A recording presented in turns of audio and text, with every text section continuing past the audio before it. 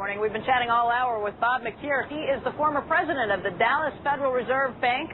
He is also the distinguished fellow at the National Center for Policy Analysis. We're joined right now on a roundtable not only by Mr. McTeer, but also by Dr. Robert Hirsch. Dr. Hirsch is a senior energy advisor at Management Information Services. And Dr. Hirsch, thank you for joining us this morning. Sure.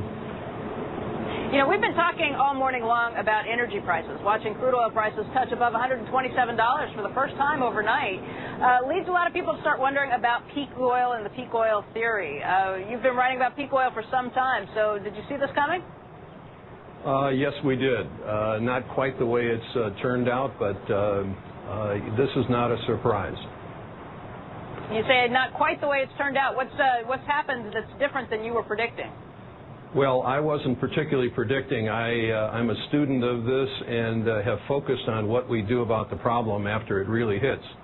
Peak oil has the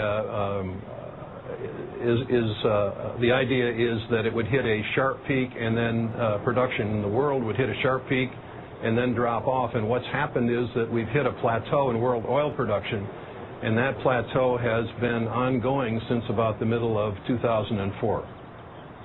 Dr. Hirsch, there are a lot of people, when we talk about peak oil, who say there are going to be new technologies that are always developed. There will be new ways to get oil, whether it's from coal, whether it's from the oil shales, and they say that means we will never actually hit peak oil. What do you say to those people?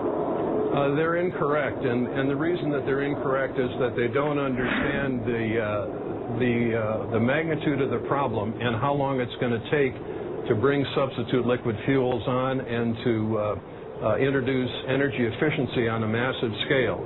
That's something that we analyzed, and it takes decades, and the reason simply is that the magnitude of the problem is enormous.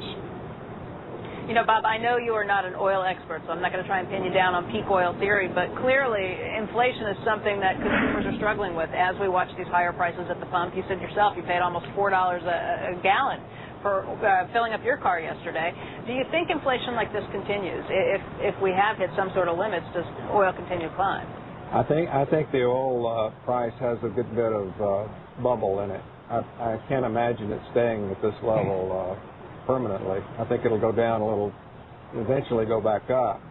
On what to do about it, I think I'm going to go to the office after this, and I'm going to write a 4-word blog posting. It's going to say, drill more, pay less.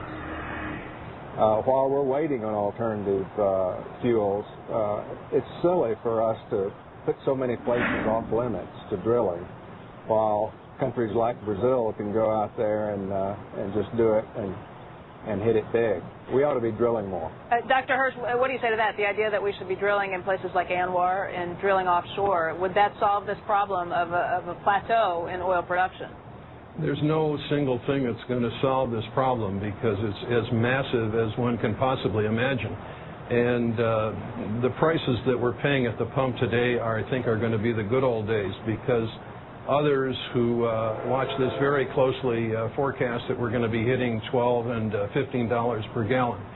And then after that, when world oil production goes into decline, we're going to talk about rationing. In other words, not only are we going to be paying high prices and have considerable economic problems, but in addition to that, we're not going to be able to get the fuel when we want.